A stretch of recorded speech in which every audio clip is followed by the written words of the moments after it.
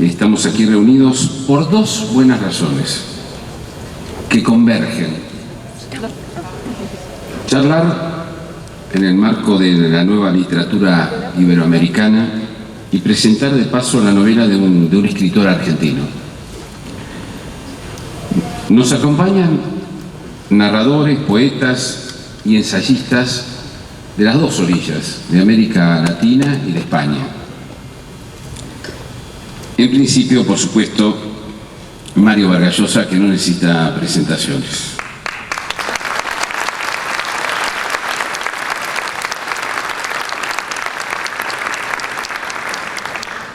Luego también nos acompaña una escritora argentina, María Rosa Lojo, que es porteña, es hija de españoles, doctora en Filosofía y Letras, investigadora principal del CONICET, directora académica del Centro de Estudios Críticos de Literatura Argentina, con una obra muy traducida, es autora de libros entrañables e importantísimos, como Finisterre, como Historias ocultas de la Recoleta y tantos otros que no voy a nombrar para no abrumarnos. Pido un aplauso para ella.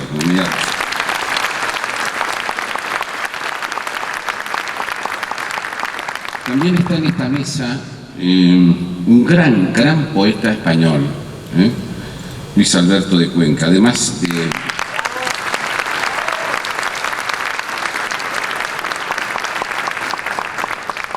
de filólogo y traductor, ensayista, crítico, editor, es académico del número de la Real Academia de Historia y la Academia de Buenas Letras de Granada.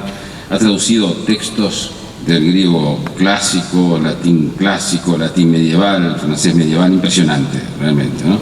Ha recibido premios muy importantes. Justamente está aquí en un viaje relámpago que hizo específicamente para poder hablar del libro de Alejandro Roemers, y que, bueno, se tiene que volver lo antes posible porque va a recibir un muy importante premio en pocas horas, en Granada. Va a recibir el premio García Lorca. Un aplauso para Cuenca.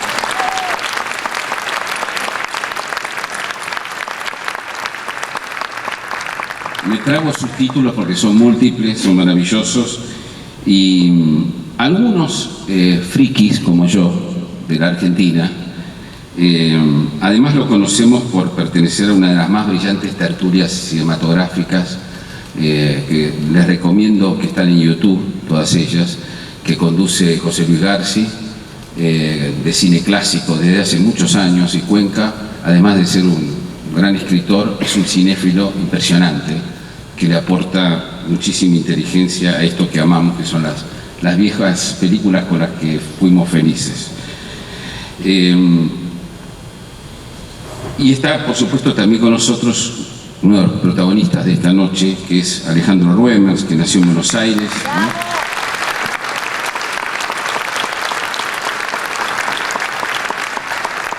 Su obra poética ha sido objeto de numerosas distinciones y publicaciones. En noviembre de 2008 presentó su libro Al regreso del joven príncipe, traducido a más de 30 idiomas y presentado en París en abril de 2019, y del que se han vendido más de 3 millones de ejemplares. Impresionante.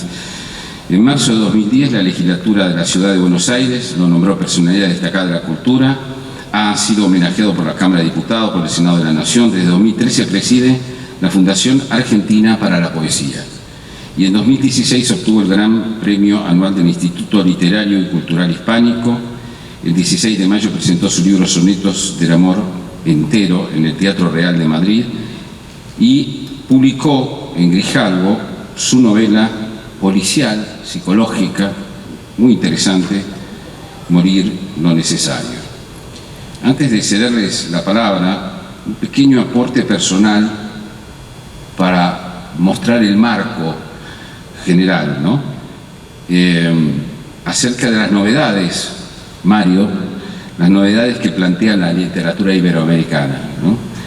Creo que uno de los acontecimientos del momento es el protagonismo que significativamente viene teniendo la escritura femenina, en todas sus variantes, con cada vez más lectores en todo el mundo y con una calidad literaria muy alta, muy alta. En nuestro país destacan algunas escritoras argentinas muy interesantes, como Mariana Enríquez y Samantha Schweblin, que han hecho resurgir el género fantástico, aunque por cuestiones generacionales no solo como herencia de Poe y de Borges o de Silvina Ocampo, sino también de Stephen King y de otras expresiones de arte popular. También ha descollado últimamente en Iberoamérica la denominada literatura del yo, o la denominada autoficción, que ha dado excelentes novelas en Europa y América Latina. Es también muy relevante la consolidación de la crónica novelada latinoamericana, el periodismo como una de las bellas artes. Y en los bordes mismos de realidad y ficción, su primo hermano, que es la llamada novela verídica. Hay 3 escritores que la practicaron con resultados brillantes y que le gustan mucho a Mario Vargas Llosa. Hoy lo tuvimos aquí mismo, a Javier Cercas, que escribió Soldados de Salamina, Anatomía de un instante y El impostor. Mario considera que son 2 obras imperecederas de la literatura española. Y también, qué sé yo, Héctor Abad Faciolince, con El olvido que seremos, la recientemente galardonada por Vargas Llosa, Volver la vista atrás, de Juan Gabriel Vázquez, colombiano. Todas ellas son historias verídicas donde se unen la ficción con la política. Tal vez en ese sentido siga faltando la novela del gran tirano latinoamericana del siglo XXI, que no es el mismo que aquel del siglo XX que también retrataron los autores del boom.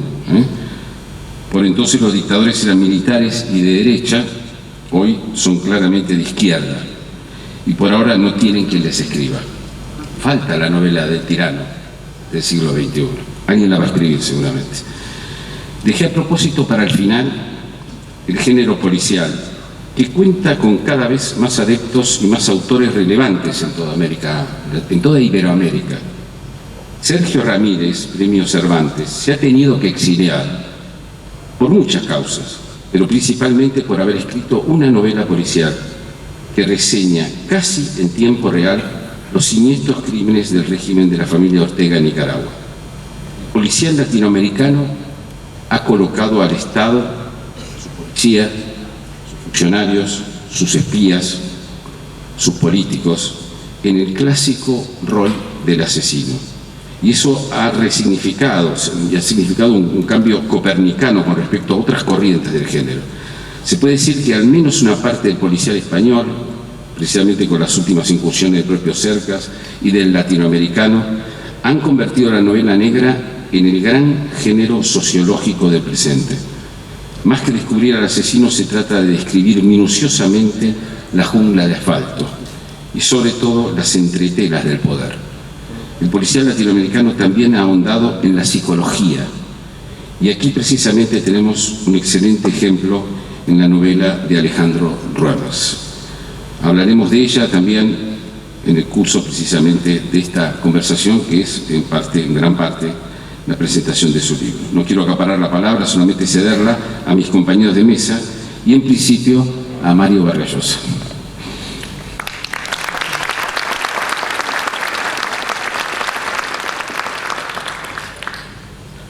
Muchas gracias. Yo creo que la narrativa en general y la novela en especial viven un momento muy positivo en América Latina.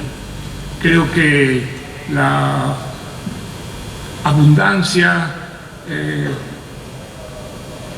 no refleja exactamente la calidad de los relatos, de las novelas que están publicándose un poco en toda América Latina, y creo que la presencia de la mujer es muy importante en esta última época.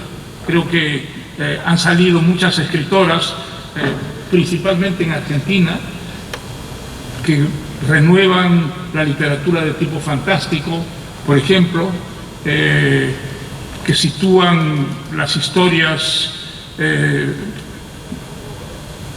en lugares distintos y que tienen que ver mucho con los oficios. Precisamente sobre esto me interesaría entrevistar a Alejandro Reynolds. Él es un empresario y sin embargo al mismo tiempo es un escritor.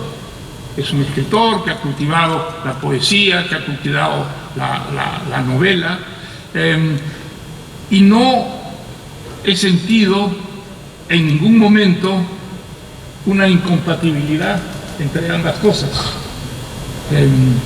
Entonces, me gustaría interrogarlo y saber si ese oficio difícil, que es el de un empresario,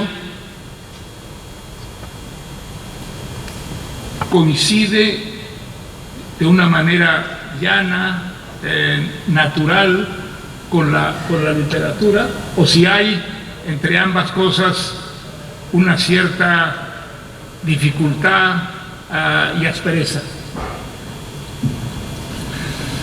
Bueno, primero quería agradecer a estos distinguidas personalidades que me acompañan, ¿no? Especialmente, bueno, Mario, que no sé, pero hace menos de 2 semanas estabas internado, ¿no?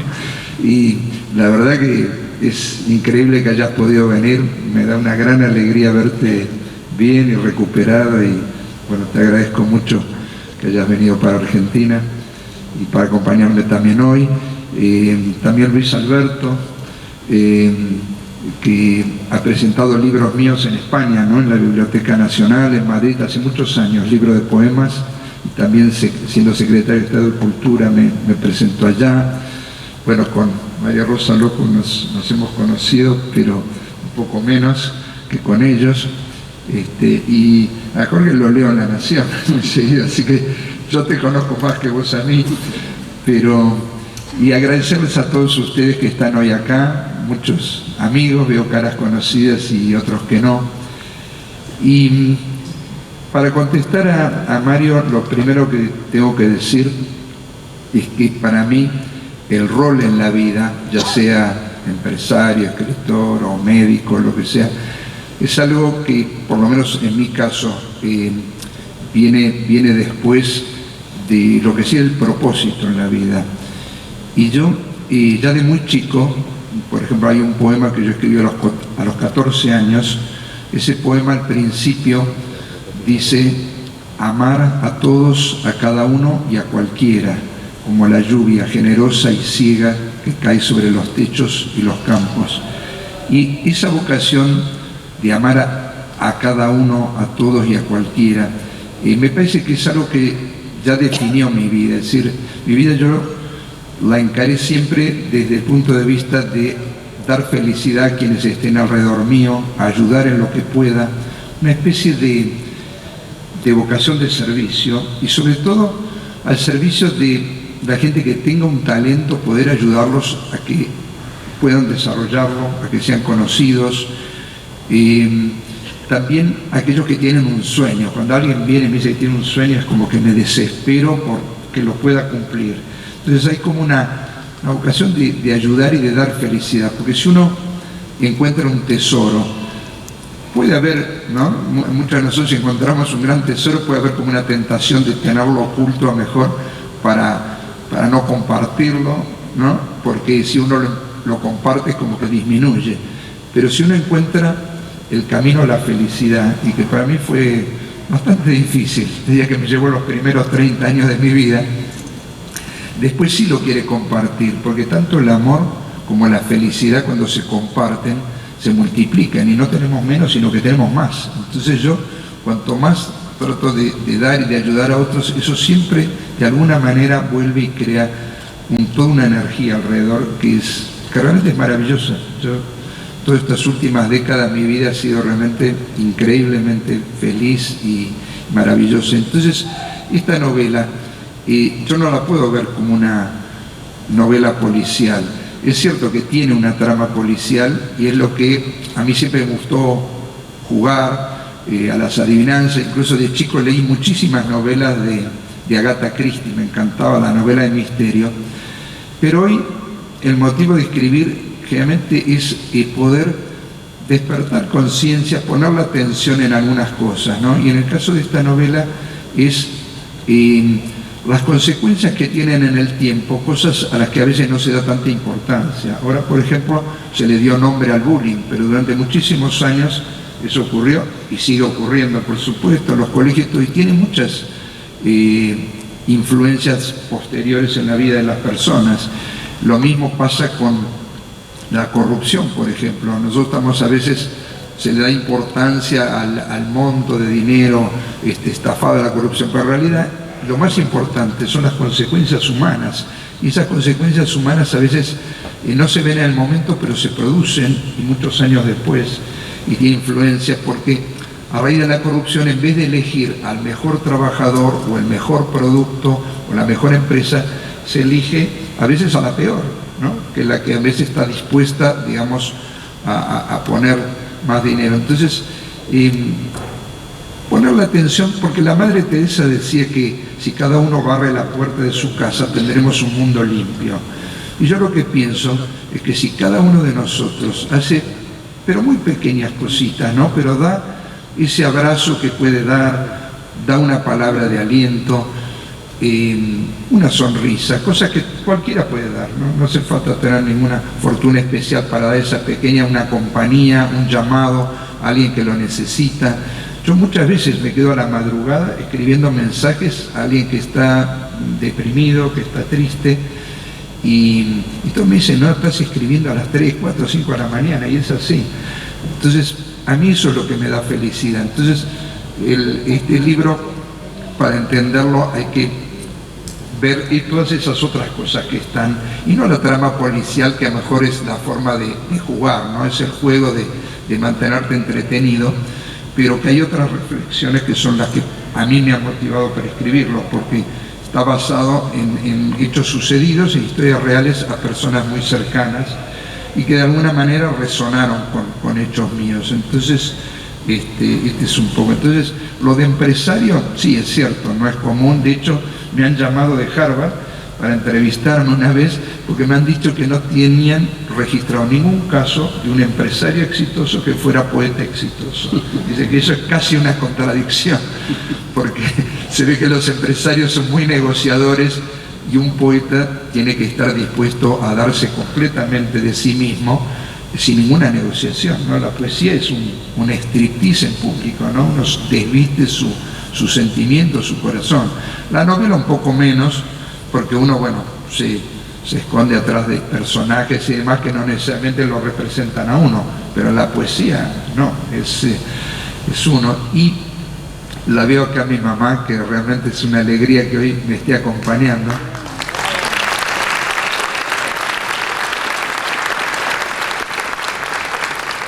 Y ayer esto me vino a la cabeza porque una vez estaba hablando en la Universidad de Salamanca, y yo dije que mamá era responsable del inicio de mi vida espiritual con una sola frase que ella repetía mucho, y que era: pónganse en el lugar del otro.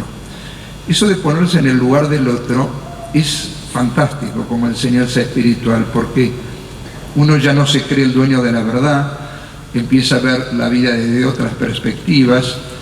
Y sobre todo a mí me despertaba mucha compasión con la gente que trabajaba. Por ejemplo, en nuestra casa teníamos una señora española que nos crió de chicos, asturiana, y que ella había perdido su novio en la guerra civil, y bueno, estaba sola, emigró a otro país.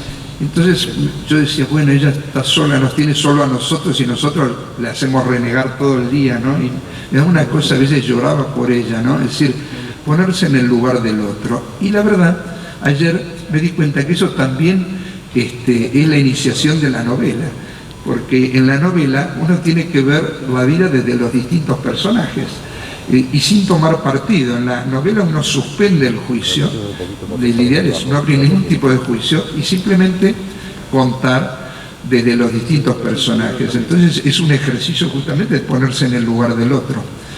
Así que yo, digamos, lo de empresario es una tradición familiar, es un rol y creo que no lo hice mal, pero muy por encima de eso está el propósito de una vida, que es contribuir de alguna manera a que este mundo sea un lugar mejor, ya sea con la literatura, con obras de bien, inspirando a las personas, desarrollando a personas que tienen talento, artistas, contribuyo con muchos artistas, y eso es una felicidad, porque uno ve permanentemente que algunos realmente logran después ser reconocidos, y a mí me da mucha satisfacción. Pero Alejandro,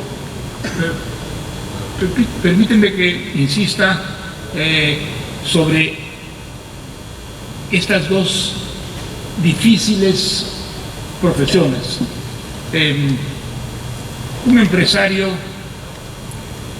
tiene buena parte de su vida orientada en función de su empresa. Al mismo tiempo, tú has llegado a compatibilizar actividades que son muy distintas y que generalmente no se asocian en la vida real. ¿No has sentido nunca dificultades en tu afición a ambas cosas? Entiendo que lo has hecho muy satisfactoriamente en ambos sentidos. ¿Cuál ha sido esa relación entre el empresario y el creador? Bueno, ahí hay dos cosas, ¿no? Por un lado, una empresa es un grupo de personas, sobre todo. La empresa no son las máquinas, no son las maquinarias, ni la contabilidad, ni siquiera los productos, ¿no? Las marcas, es cierto que las marcas son lo que se considera el capital de la empresa, pero para mí el alma de una empresa es la gente. Entonces el compromiso mío sobre todo fue con las personas de la empresa, con lo cual siempre, digamos, sentía la empresa como algo humano, como un grupo humano al que había que alentar, inspirar, cuidar, y del que, bueno, me siento responsable. Ahora, el problema del tema del empresario no es solo el empresario, hay un tema del dinero también. Entonces, eso a veces no combina muy bien con el tema de la cultura o de la escritura, porque dentro de los empresarios, bueno, sí, medio raro, pero como que es más fácil que siendo empresario tú escribas, pero dentro de los escritores ser empresario, bueno, ha sido difícil ese tema, y creo que es una cosa que tal vez en muchos círculos puede haber sido, digamos, o es una dificultad. Yo no me paré a pensar eso, hago mi camino y no me detengo tanto, pero yo creo que tal vez el tema de reconocimientos o este tipo de cosas tienen que ver con no formar parte de una, no sé si llamarlo, medio literario, ¿no? Por no decir una cofradía, donde yo no participo tanto, pero no es porque no quiera, a mí me encanta, pero a veces por falta de tiempo, porque es difícil. Yo además tengo una vida con muchos amigos, con deporte, con viajes, entonces se me hace muy difícil participar de tertulias o de actos donde a veces quisiera estar, que son más de ambiente literario. Entonces, como que soy un poquito siempre Saint-Exupéry era piloto, ¿no? Entonces es como que cada tanto aterrizo en algún lugar y estoy, pero bueno, yo creo que lo que quedan son las obras finalmente. Entonces, si uno logra que lean las obras, ahí es donde uno está representado. Alejandro, te propongo tenés dos lectores acá muy importantes que quieren hablar de tus sí, empezamos con María Rosa, ¿sí? Y después vamos a ir con Disculpa, ¿sí? A ver, yo en homenaje a la brevedad necesaria de esta presentación, que tiene valores tan importantes, escribí lo que pensaba decir. Algunas cosas ya las ha dicho realmente. La sorpresa inicial que me dijo de un poeta. A ver.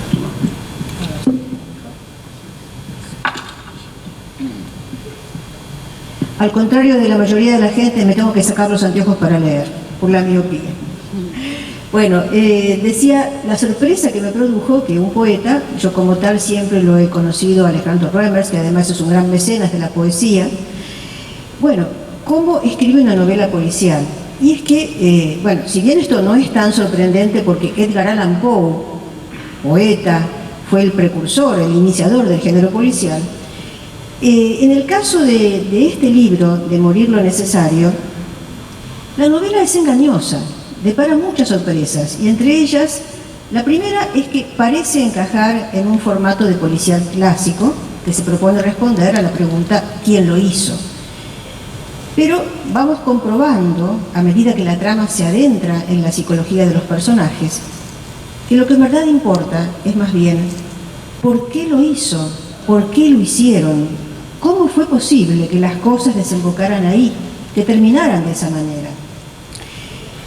Una de las cuestiones fundamentales que plantea de manera dramática y dinámica este libro es precisamente cómo una persona común, sin la menor disposición aparente para eso, puede llegar a convertirse en criminal. Cómo la responsabilidad social del crimen, su multicausalidad, se entreteje con las malas decisiones personales y con las coyunturas infortunadas.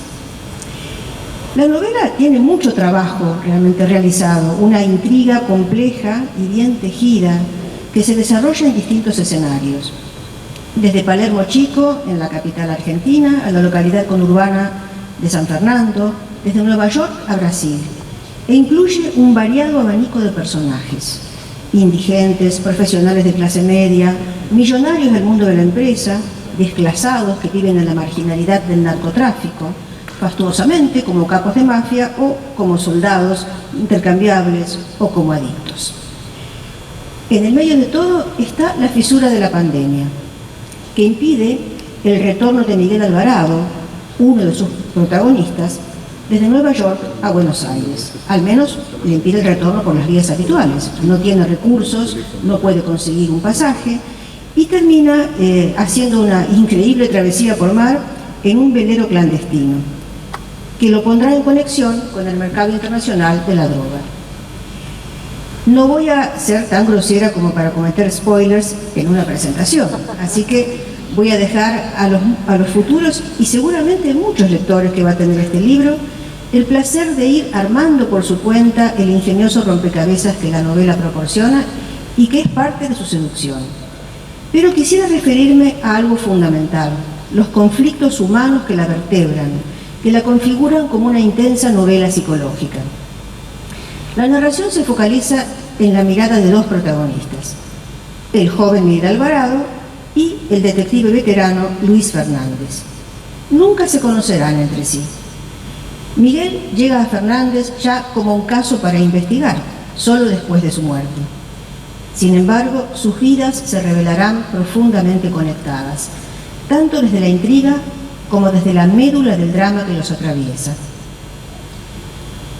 La relación del padre con el hijo varón, la construcción de la masculinidad tradicional como fundamento de la jerarquía de géneros en la vieja estructura del patriarcado, se pone en jaque de manera radical en Morir lo necesario. Y creo que es una de las razones que hacen de este libro una nueva novela de pregnante actualidad. Hijo único de un matrimonio de clase media, padre médico, madre profesora, Miguel se debate entre el mandato familiar, recibirse, consolidar su porvenir, y su íntimo deseo de ser músico. Sabe que para su padre es un hijo algo decepcionante, un blando, según la expresión despectiva que éste a menudo utiliza, un consentido al que se debe orientar y sujetar para que no malgaste su tiempo en tonterías. Por otra parte, Miguel cae bajo la fascinación de Facundo, su amigo desde la niñez. Este personaje vive por su cuenta, dispone de lujos y recursos económicos de origen desconocido y encarna un ideal de poder y autonomía que parecen a Miguel tan admirables como inalcanzables. Facundo ha protegido siempre a este amigo un poco desvalido. También ha despertado en él sentimientos que Miguel se niega a admitir.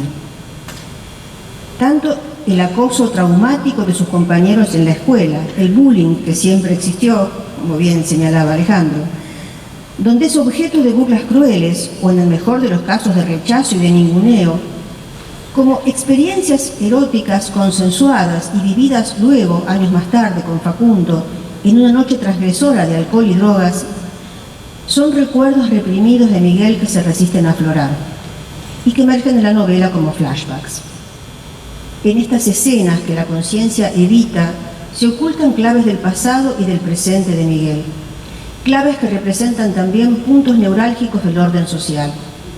Lo personal es político. Las humillaciones que Miguel ha sufrido y aún sufre remiten a un concepto retrógrado y brutal de la masculinidad. El medio hostil, su precaria o inexistente autoestima, la vergüenza ante sus propios deseos socavan su ánimo y lo convierten en esclavo de la mirada de los otros. Por su parte, el detective Fernández se enfrenta a una existencia solitaria, con escasas gratificaciones materiales y afectivas. Separado, es padre de un hijo a un niño al que dedica una atención oscilante. Se refugia en el trabajo de la agria relación con su ex esposa, que le reprocha su repudio del hijo mayor, Mauricio, por sus inclinaciones homosexuales. Mientras tanto, el detective tiene que aceptar el avance en su propia profesión de otros modelos de género, como el que ofrece la oficial Romina Lacase, personaje secundario, pero siempre activa y presente. Se trata de una joven brillante, vestida como una hippie o una estudiante de artes. Fernández a veces la maltrata, pero la necesita y en definitiva la admira. Es justamente un hallazgo de Romina lo que le permite vislumbrar la punta del iceberg que conduce a toda la investigación posterior.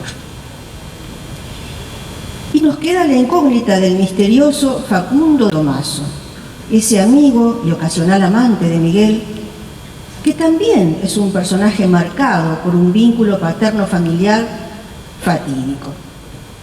Ha sido un niño huérfano de madre, decepcionado de un padre vencido y alcohólico, un padre que al comienzo de su adolescencia lo deja en la cárcel una noche, donde está por una falta menor.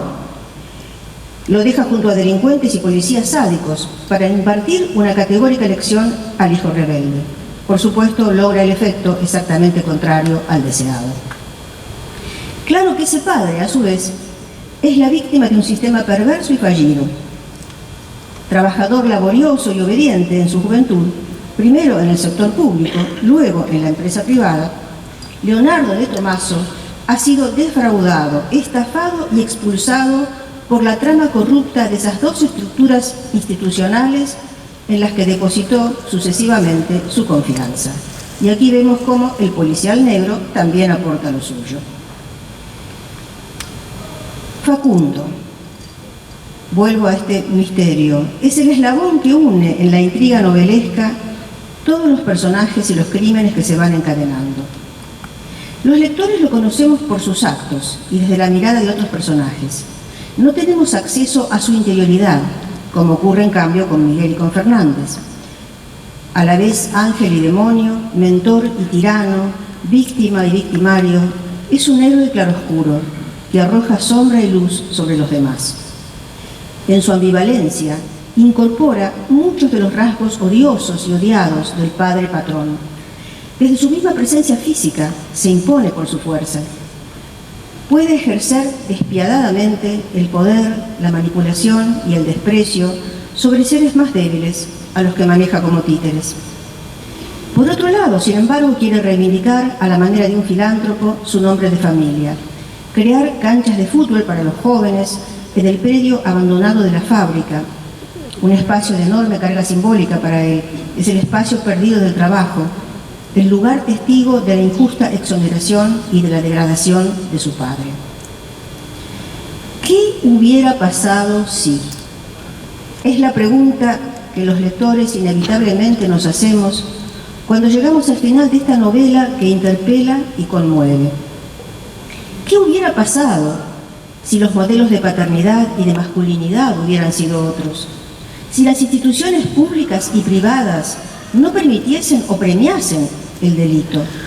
Si, como lo reclama la voz de Laura, madre de Mauricio, fuésemos capaces de aceptar la diferencia, el derecho a ser de nuestros hijos, el derecho a amar a quienes quieran, a elegir lo que desean para su vida. ¿Qué pasa con los responsables indirectos?, pregunta ella. La quita de amor o los insultos soltados al aire, como si no tuviesen efecto alguno. Morir lo necesario, novela policial, digamos, escrita por un poeta, cambia, como la poesía, nuestra mirada sobre lo habitual, sobre aquello que damos por sentado. Reclama propositivamente un giro de la percepción y de la acción.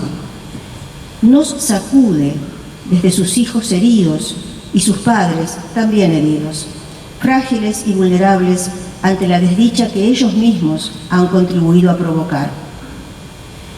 Quienes avancen en su lectura encontrarán en sus páginas entretenimiento de calidad, no se les va a caer de las manos, lo garantizo, suspenso, placer estético, pero sobre todo no podrán salir de ella indiferentes.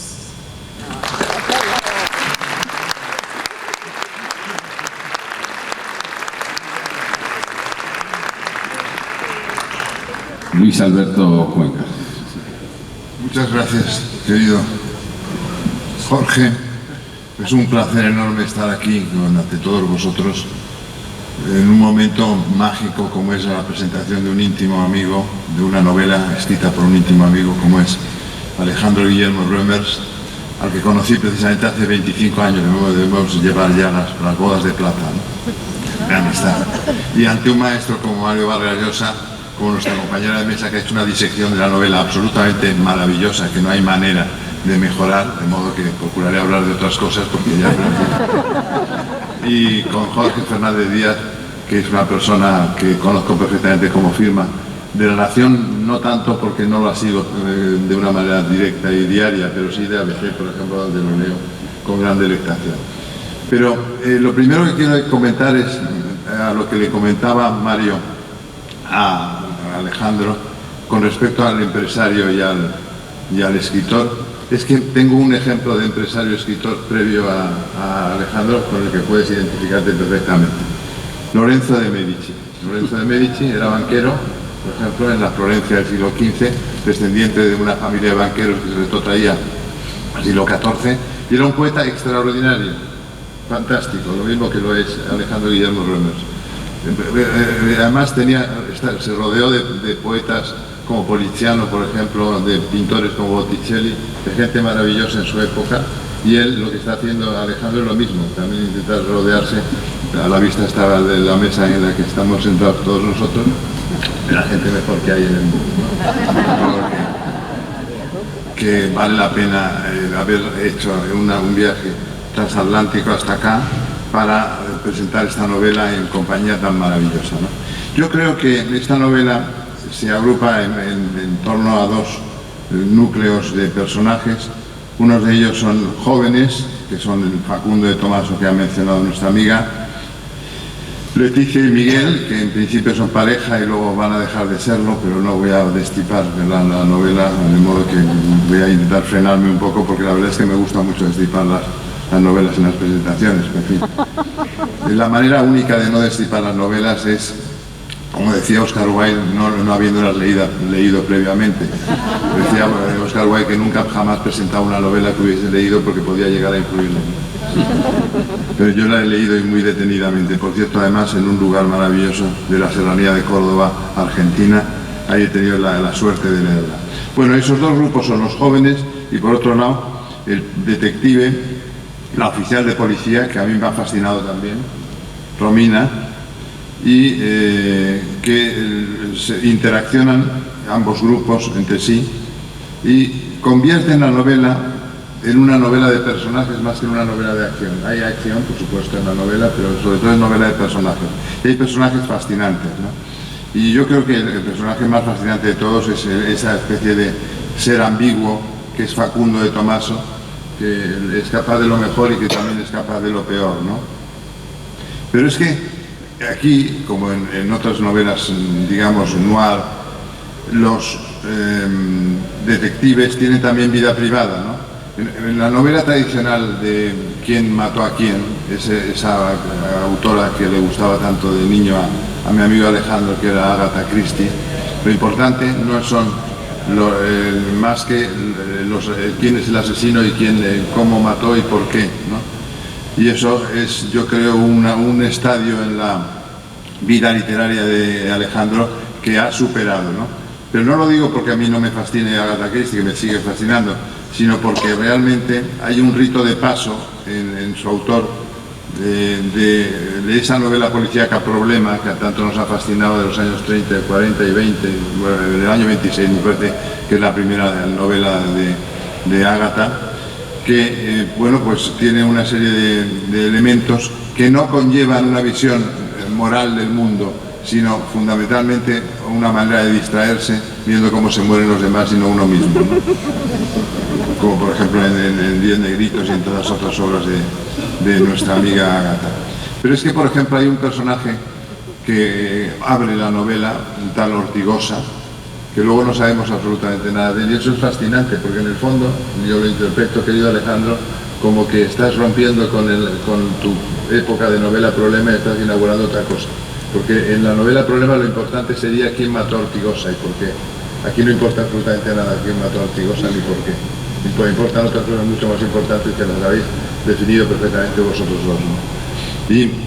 Y son la visión moral de las personas, de toda esa educación, por ejemplo, en el odio al diferente, al que es, digamos, raro, al que no es como los demás, que eso se combate totalmente desde las páginas de tu libro, ¿no? Luego hay algo que estás últimamente orientándote a ello en otros proyectos que también tengo la suerte de conocer, que es incluir en tu escritura y en tu manera de expresarte en el mundo los temas más actuales, más como candentes, diríamos, ¿no?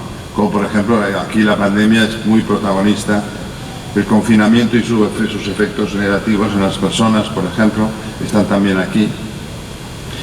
Y por ejemplo también personajes puros como Romina Lacase, que es joven, que es idealista, que piensa que la justicia siempre acaba triunfando y que es uno de los personajes más limpios de toda la saga, ¿no?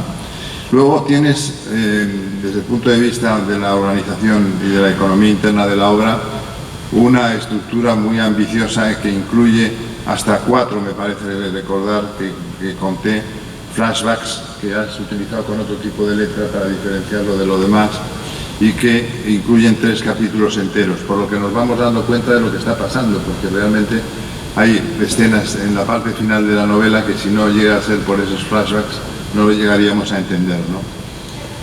Bueno, la estructura, digo aquí, que es férrea, rigurosa, está todo muy bien planteado en cuanto a las causas de sus efectos. Insisto en que es una novela de personajes, sobre todo, una novela muy bien dialogada. Es muy importante también los diálogos.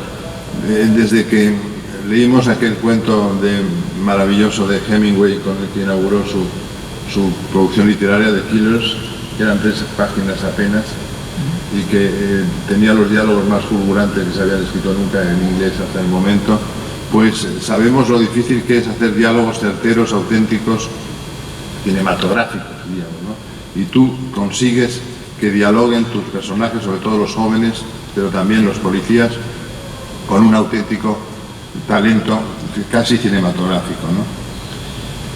Por ejemplo, Miguel Alvarado está muy bien estudiado psicológicamente, es muy complejo, muy rico en matices, lo mismo que su amigo, mi preferido en toda la novela, Facundo, que es un triunfador que hace ostentación de su dinero y de su capacidad de seducción, tanto en hombres como en mujeres, ¿no?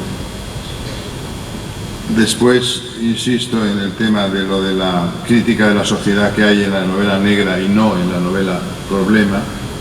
Tú te criaste, diríamos, leyendo novela Problema, como todos, digamos, los miembros de nuestra generación, aunque evidentemente soy bastante más viejo que tú, pero de todas maneras tenemos muchas cosas que nos unen desde el punto de vista, de los gustos personales.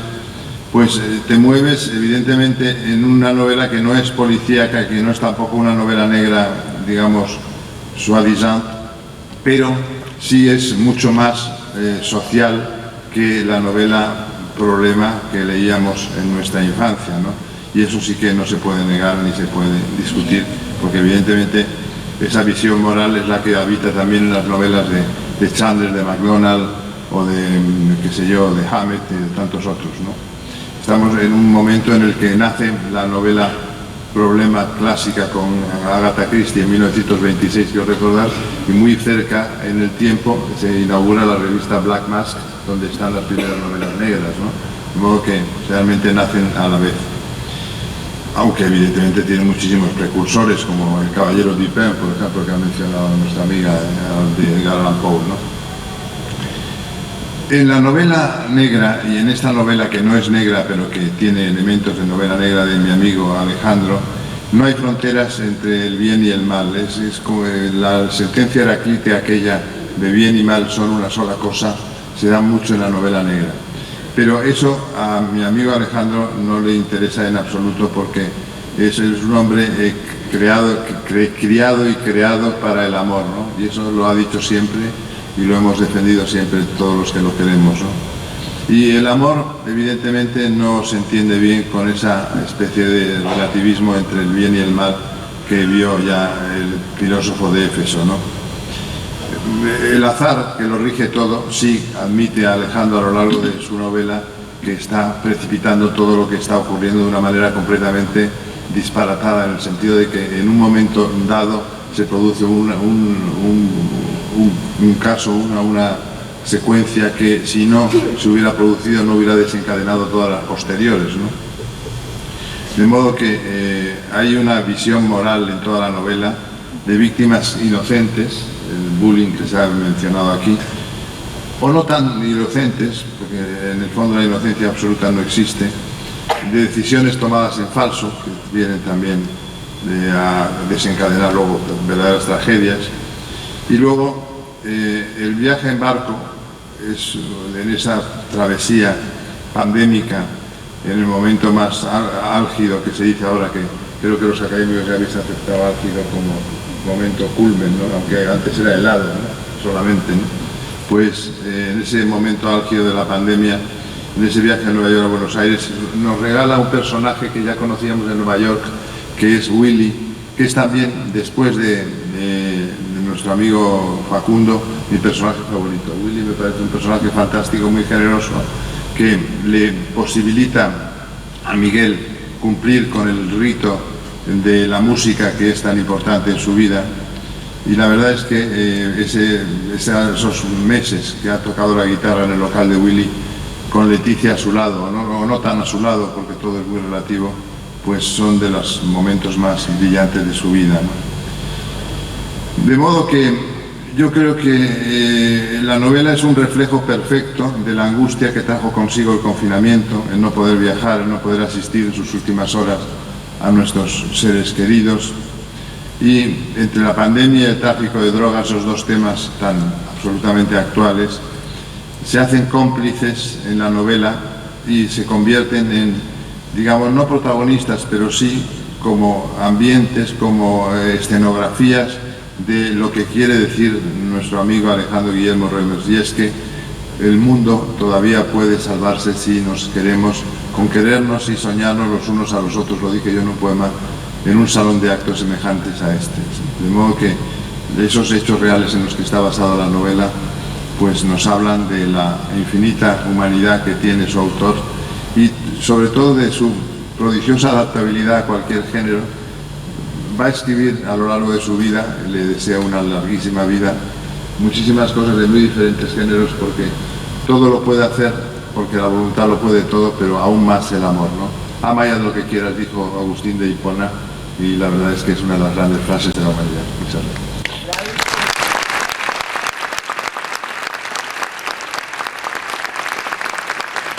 Muy bien. Como nos corre el tiempo, Alejandro, y después terminamos con Mario, ¿sí? Volviendo un poquito a la pregunta de Mario, hay una cosa que sí ocurrió, y es, a mí me gustaban mucho las humanidades, y me gustaba la poesía, pero también me gustaba la filosofía. Y bueno, estaba muy tentado de poder estudiar algo de eso, y ahí sí que hubo presión y mandato familiar por el lado de mi padre, porque claro, él valoraba mucho el tema del negocio y bastante menos el tema de la poesía, ¿no? Como el caso de Miguel acá con la música y la guitarra. Y justo hoy, antes de venir para acá, vino a casa un amigo de muchos años que no podía venir, pero me quiso saludar hoy. Y él me decía, bueno, al final, me dice, te diste el gusto, ¿no? Porque yo me acuerdo, cuando nos conocimos, vos estabas entre dedicarte a la literatura y decirle que no a tu padre y al tema de la empresa, o entrar en la empresa. Dice, y al final hiciste las dos cosas, ¿no?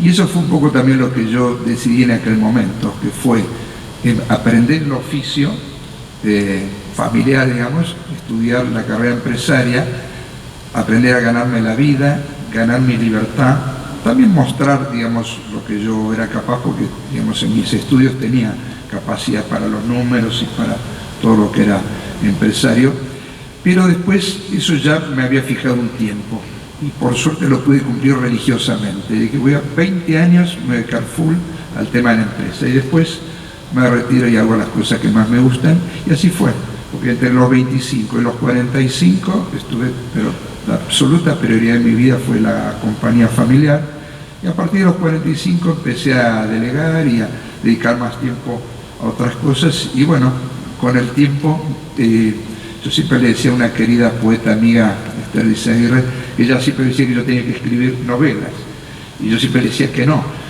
Y ella decía, sí, tenés que escribir porque a vos te gusta contar historias, y es cierto, me gusta contarlas, tengo muchas historias en mi vida, pero siempre le decía que la novela era para un escritor profesional, que yo ni tenía tiempo ni tampoco quería, digamos, escribir para entretener o para, digamos, vivir de la literatura, y que a mí la poesía era lo que me gustaba más, que era más breve. Yo en cualquier momento podía escribir un poema, que una novela era mucho trabajo, y realmente lo es,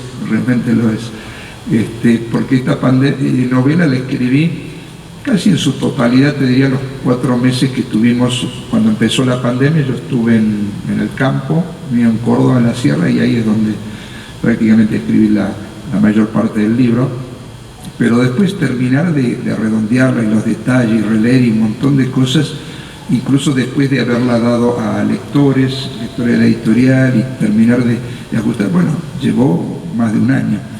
Entonces, realmente es complejo poder tener todo, ¿no? Que sea lógica, que todo se explique, a su vez no perder el ritmo. Así que, pero bueno, al final Esther tenía razón, terminé escribiendo algunas novelas, no sé cuántas más, creo que una más seguro, que estoy ya trabajando en ella, pero después no, realmente no lo sé. Pero bueno, creo que quería realmente a María Rosa felicitarla por la introspección, porque justamente eso es lo que yo hubiera tenido que explicar, ¿no? De la novela. Creo que no lo hubiera podido hacer mejor, porque eso fue lo que me incitó a escribirla. No fue una historia policial, obviamente, si bien es parte de la novela. Y bueno, y Luis Alberto, que mientras la leía estábamos ahí, hemos comentado y pudimos compartir algunos aspectos. De paso te cuento que sí está explicado cómo murió Ortigosa, pero no lo vamos a decir, pero sí está en la novela cómo ha muerto y quién lo enterró, ¿sí? Sí, está todo, no ha quedado cabo suelto. Una página no he leído, entonces. Sí, hay que releer. Pero no, María, está luego te lo cuento, luego te lo cuento. Está exculpado. Muchas gracias. Gracias a todos.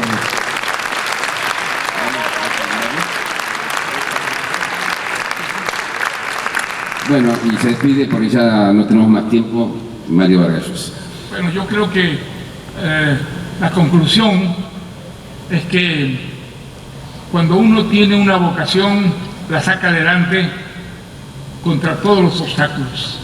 Y creo que el caso de Alejandro es muy interesante, porque probablemente ustedes no conozcan el caso de un empresario que sea al mismo tiempo un poeta y un novelista.